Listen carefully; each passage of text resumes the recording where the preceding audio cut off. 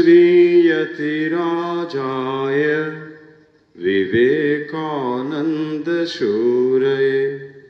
सच्चित्सुखस्वरूपाय स्वामिने तापहरिणे।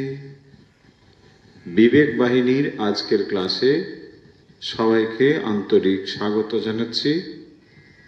প্রিয় ছাত্র ছাত্রীবৃন্দ, যারা আমাদের এই ক্লাসে নিয়মিত উপস্থিত থাকো, আশা করছি তারা সবাই আমাদের সঙ্গে এই মুহূর্তে রয়েছে।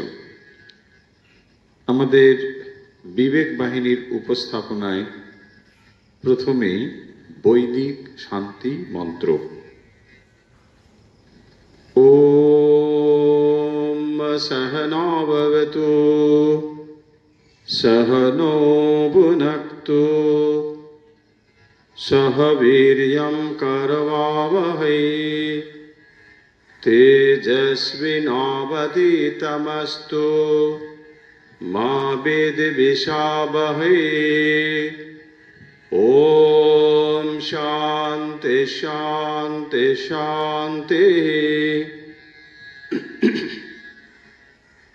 ओम शं नो मित्र शं वरुणः शं नो भवत्वर्यमा शं नो इंद्रो बृहस्पतिः शं नो विष्णुरुक्रमः।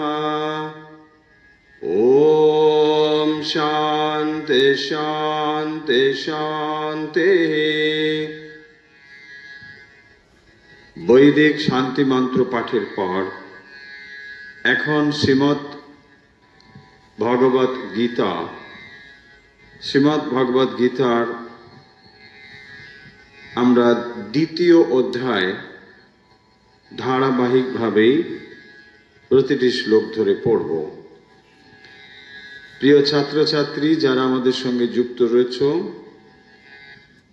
যে হোয়াটসঅ্যাপ গ্রুপে তোমরা যুক্ত রয়েছে, বিবেক বাহিনীর হোয়াটসঅ্যাপ গ্রুপ, সেখানে পিডিএফ দেওয়া রয়েছে। দ্বিতীয় অধ্যায় শ্রীমদ্ ভগবত গীতা এর দুটি শ্লোক আজ আমরা পড়ব। দ্বিতীয় অধ্যায়ের নাম হলো সাংখ্যযোগ।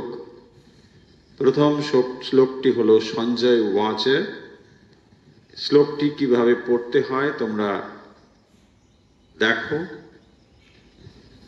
তম তথা কৃপয়াভীষ্টম অশ্রুপূর্ণাকুলেক্ষণম বিষীদন্তমিদং বাক্যম উবাচ মধুসূদনঃ।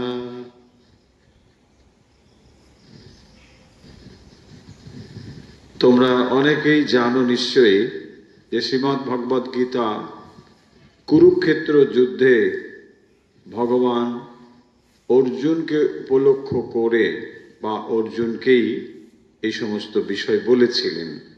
তাই শ্রীমদ্ ভগবত গীতা যুদ্ধক্ষেত্রে অর্জুন উপনীত হয়ে যুদ্ধ করবে না বলে সাময়িকভাবে তার মনে দুর্বলতা তৈরি হয় এবং সেই মুহূর্তেই ভগবান এই পরম জ্ঞান শ্রীমদ্ ভগবত গীতা বলেছিলেন। এবং তাই আমরা বিশ্বাস করি যে মানুষ যখন কোনোভাবে কঠিন পরিস্থিতির মধ্যে পড়ে তখন ভগবত গীতার জ্ঞান তাকে সাহায্য করতে পারে।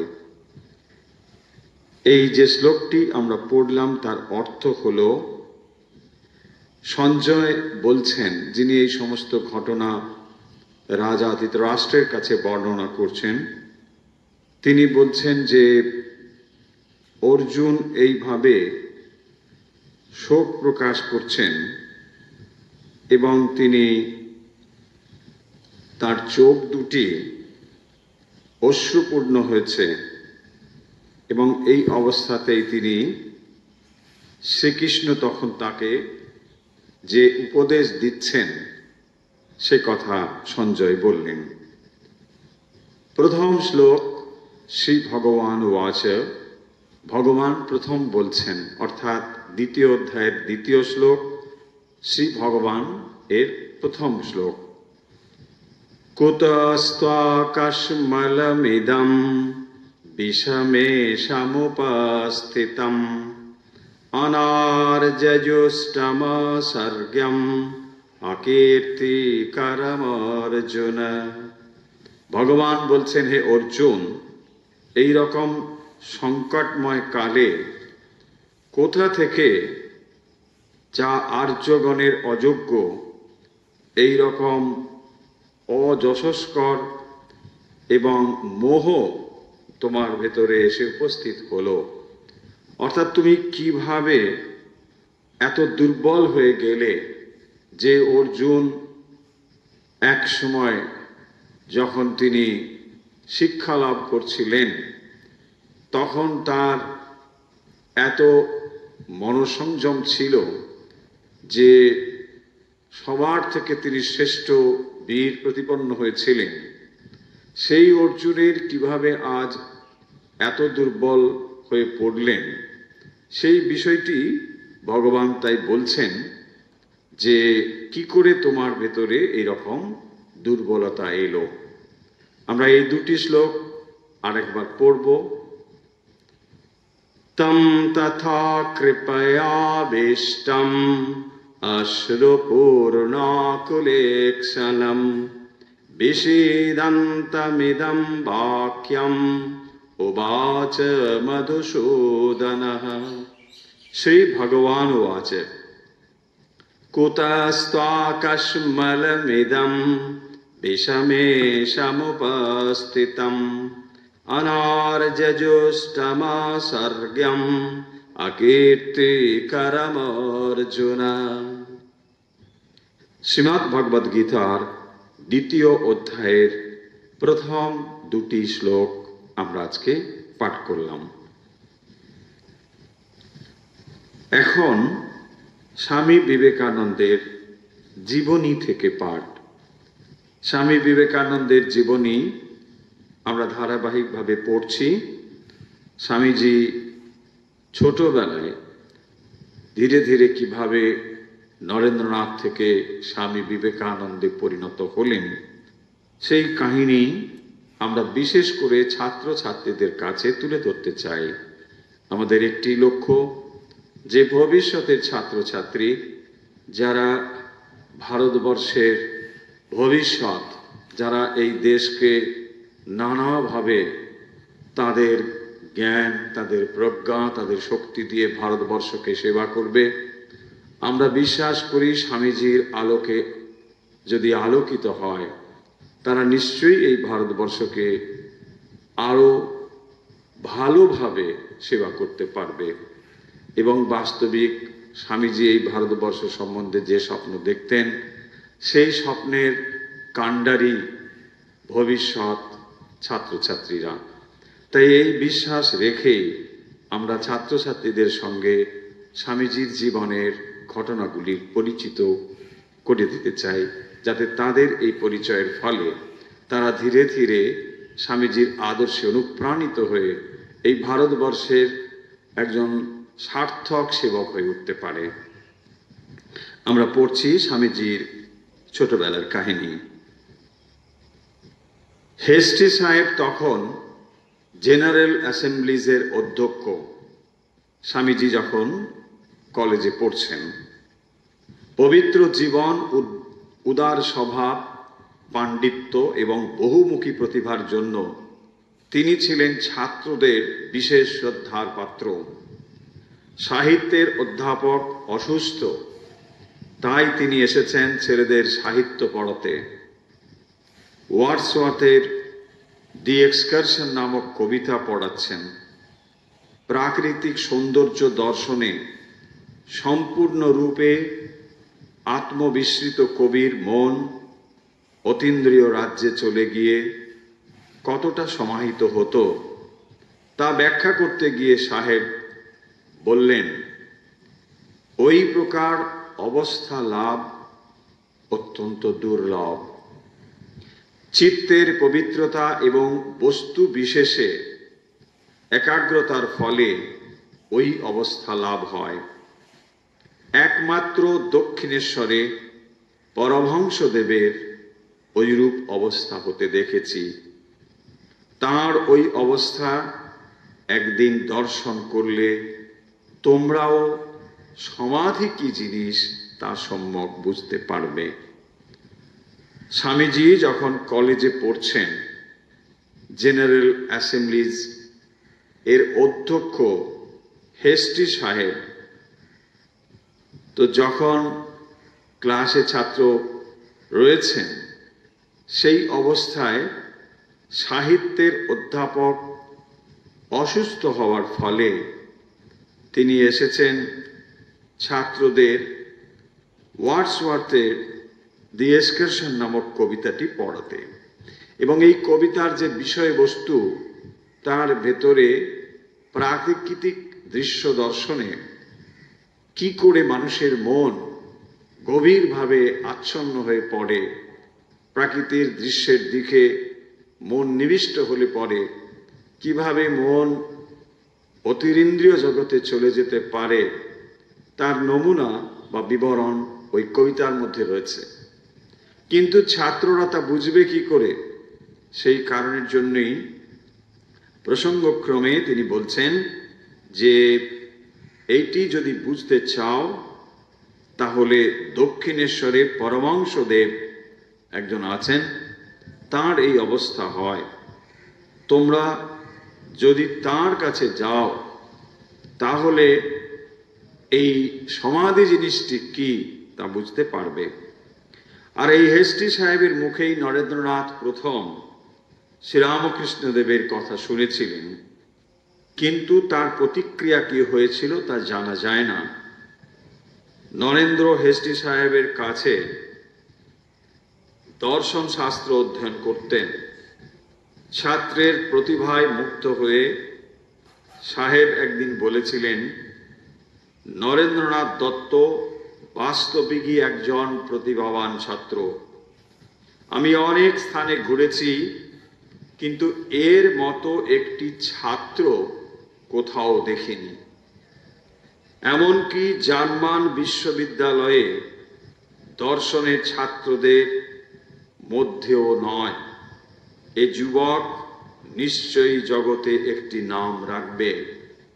তখন তিনি ছাত্র কলেজে, নরেন্দ্রনাথ।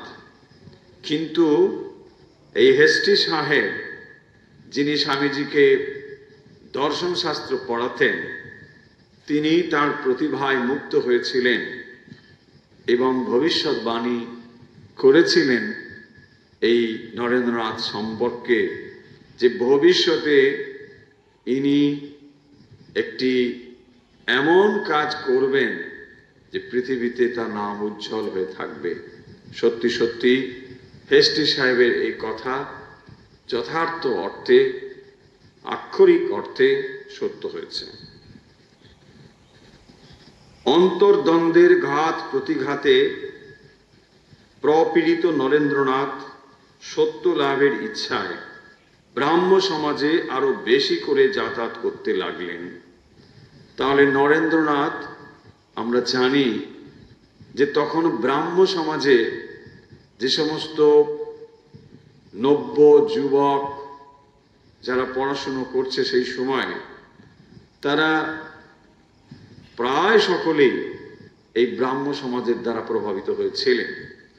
কারণ ব্রাহ্ম সমাজের নতুন ধারা, নতুন চিন্তা তখন যুবকদের মনকে আলোড়িত করেছিল।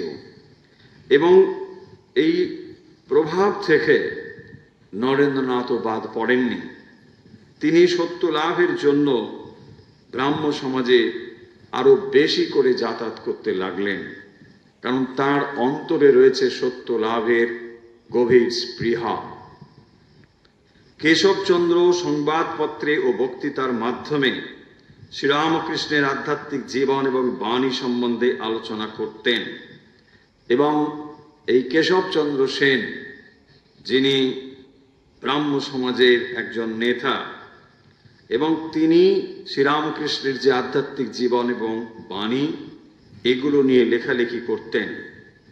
তাতে করে কলকাতার জনসাধারণ শ্রীরামকৃষ্ণের বিষয় জানতে পারেন এবং ব্রাহ্ম নেতাদের সঙ্গে ঘনিষ্ঠভাবে মিশে সমাজের প্রার্থনাদিতে যোগদান করে নরেন্দ্রনাথ খুবই আনন্দ পেতেন এবং রবিবাসরীয় উপাসনাকালে মধুর ব্রহ্মসঙ্গীত গান করে সকলকে বিপুল আনন্দ দিতেন। অল্প দিনের মধ্যেই তিনি ব্রাহ্ম নেতাদের বিশেষ প্রিয়পাত্র হন।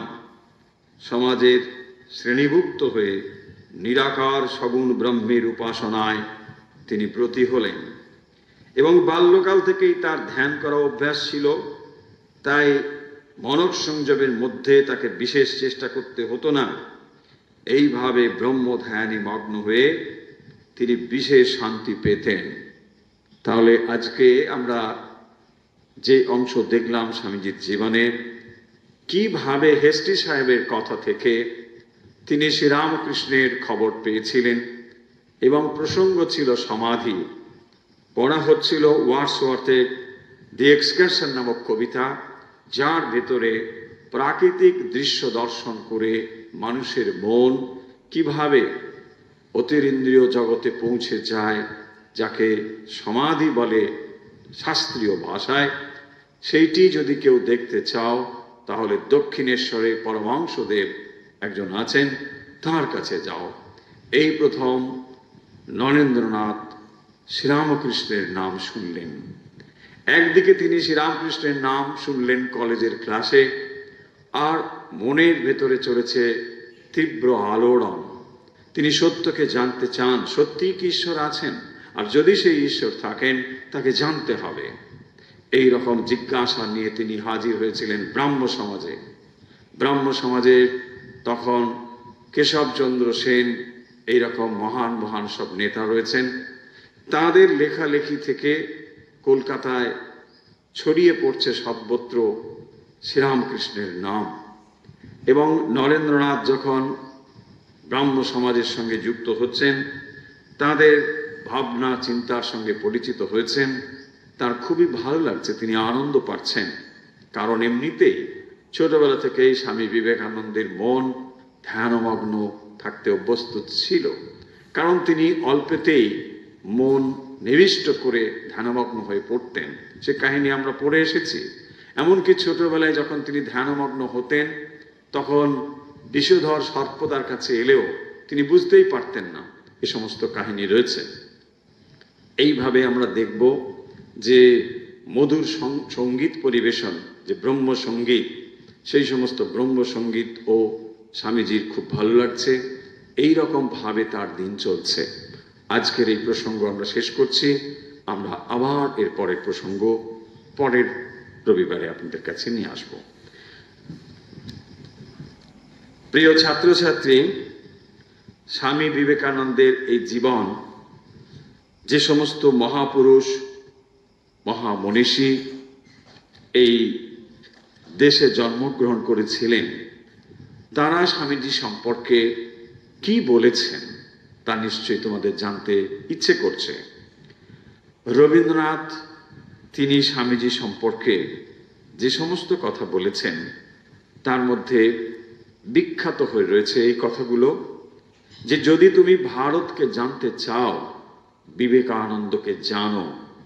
রবীন্দ্রনাথ বলছেন, যদি তুমি ভারতকে জানতে চাও, বিবেকানন্দকে জানো।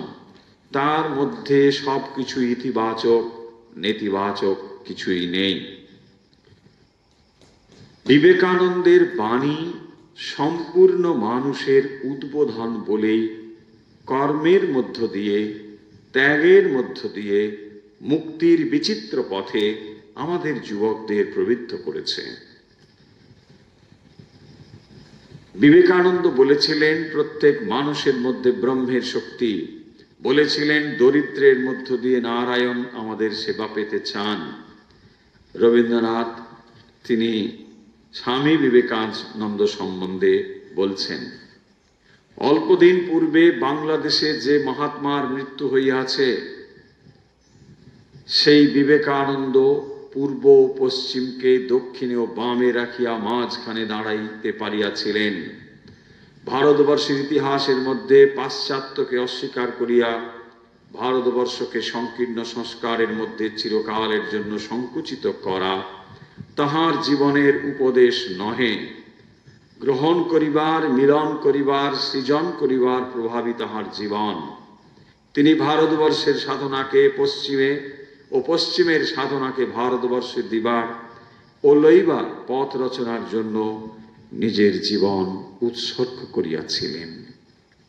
স্বামী বিবেকানন্দ সম্বন্ধে রবীন্দ্রনাথ ঠাকুর, যিনি বিশ্ববিখ্যাত হয়ে রয়েছেন, তিনি কিভাবে স্বামীজির কথা সবার সামনে তুলে ধরছেন। তাই বর্তমান যুব সমাজের কাছে, ছাত্রছাত্রীদের কাছে বিশেষ করে স্বামী বিবেকানন্দ চর্চিত হওয়া উচিত, এটি আমরা মনে করি। স্বামীজির বাণী থেকে আমরা পড়ছি। স্বামীজি বলছেন, বিদ্যা শিক্ষা কাকে বলি? বই পড়া না, নানাবিধ জ্ঞানার্জন তাও নয়। যে শিক্ষা দ্বারা এই ইচ্ছা শক্তির বেগ ও স্ফূর্তি নিজের আয়ত্তাধীন ও সফল কাম হয়, তাহাই শিক্ষা। এখন বোঝো, যে শিক্ষার ফলে ইচ্ছা শক্তি ক্রমাগত পুরুষানুক্রমে বলপূর্বক নিরুদ্ধ হইয়া এখন লুপ্তপ্রায় হইয়াছে, যাহার শাসনে নূতন ভাবের কথা দূরে থাকুক, পুরাতনগুলি একে একে অন্তর্হিত হইতেছে, যাহা মনুষ্যকে ধীরে ধীরে যন্ত্রের ন্যায় করিয়া ফেলিতেছে, সে কি শিক্ষা? চালিত যন্ত্রের ন্যায় ভালো হওয়ার চেয়ে স্বাধীন ইচ্ছা চৈতন্য শক্তির প্রেরণায় মন্দ হও আমার মতে কল্যাণকর।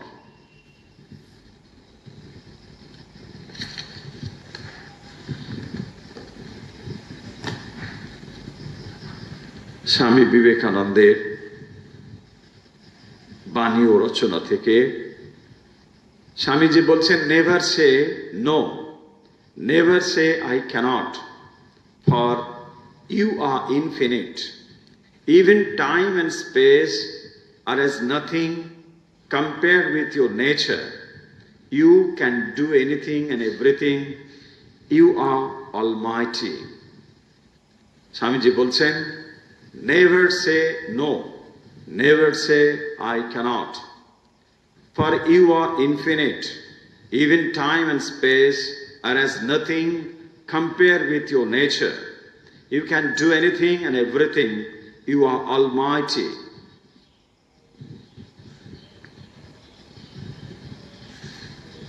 Never think there is anything impossible for the soul. If there is sin, this is the only sin to say that you are weak or others are weak.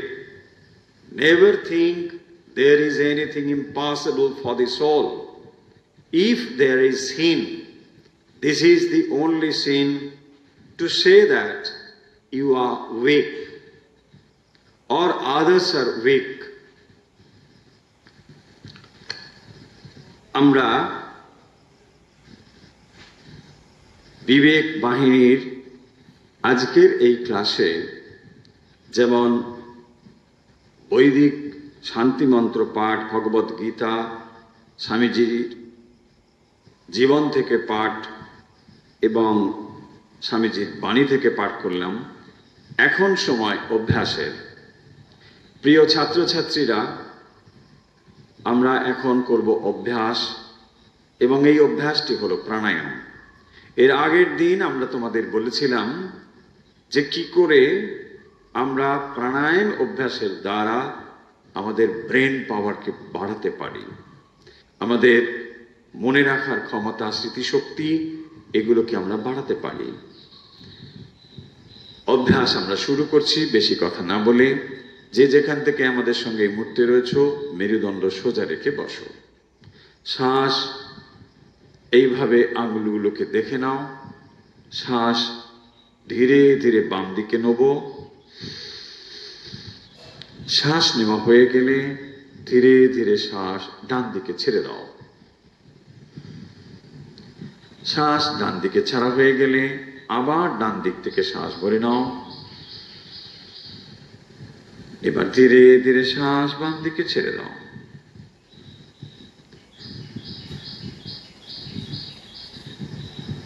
শ্বাস বাম দিকে ভরে নাও।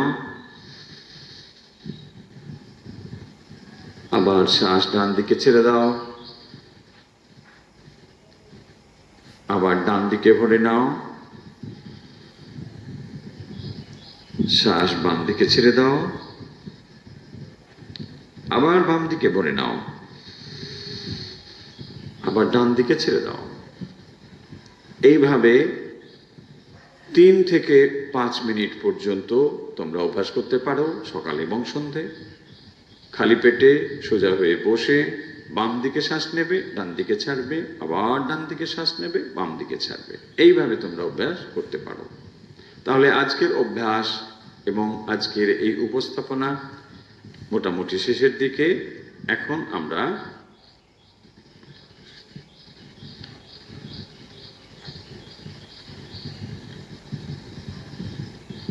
স্বামী বিবেকানন্দের যে স্তোত্র আমরা আগেও করেছি, এর 2টি লাইন কেবল এখন আমরা করব। মূর্ত মহেশ্বর ও চল ভাস্কর পৃষ্ঠ মর নর বন্দ্যা। মূর্ত মহেশ্বর ও চল ভাস্কর পৃষ্ঠ মর নর বন্দ্যা।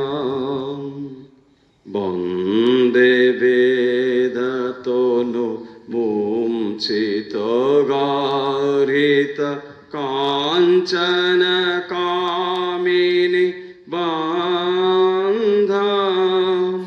মূর্ত মহেশ্বর ও জল ভাস্কর পৃষ্ঠ মর নর বন্দ্যা। বন্দে বেদতনু মুঞ্চিত গারিত কাঞ্চন কামিনী বান্ধা। মূর্ত মহেশ্বর ও জল ভাস্কর পৃষ্ঠ মর নর বন্দ্যা। মূর্ত মহেশ্বর ও জল ভাস্কর পৃষ্ঠ মর নর বন্দ্যা। প্রিয় ছাত্রছাত্রী, আজকের বিবেক বাহিনীর এই উপস্থাপনা এখানেই শেষ হলো। আমাদের সঙ্গে যুক্ত হওয়ার হোয়াটসঅ্যাপ নাম্বারটি বলে দিই, 9903985960। আমাদের বিবেক বাহিনী এই নামে একটি হোয়াটসঅ্যাপ গ্রুপ রয়েছে। ছাত্রছাত্রীরা সেখানে জয়েন করতে পারো, যেখানে আমরা প্রতি দিন মানে যেদিন ক্লাস হয় সেদিন আমরা নিয়মিতভাবে এই লিঙ্কগুলো সেখানে শেয়ার করে থাকি এবং পিডিএফও শেয়ার করে থাকি। তাহলে আজকের মতো বিদায় নিচ্ছি, এবং বিদায় নেওয়ার আগে তোমাদের জানিয়ে দিই যে যারা আমাদের এই ক্লাস করছো তোমাদের কেমন লাগছে, এবং তোমরা যদি আরো অন্য কিছু শুনতে চাও, জানতে চাও, সেগুলো আমাদেরকে কিন্তু হোয়াটসঅ্যাপে জানাতে পারো। আমাদের হোয়াটসঅ্যাপ গ্রুপ তোমাদের জন্য খোলা রয়েছে সর্বদাই, যেখানে তোমরা কমেন্টস করে জানাতে পারো। তাহলে আজকের মতো বিদায় নিচ্ছি। যে যেখান থেকে আমাদের সঙ্গে যুক্ত রয়েছো, তোমাদের সকলের মঙ্গল প্রার্থনা করে যে প্রার্থনা আমরা নিত্য করি, আজও সেই প্রার্থনা করছি। সর্বেত্র সুখিনো সন্তু, সর্বে সন্তু নিরাময়া, সর্বে ভদ্রাণি পশ্যন্তু, মা কশ্চিৎ দুঃখ ভাগ ভবেৎ। ওম শান্তি, ওম শান্তি, ওম শান্তি।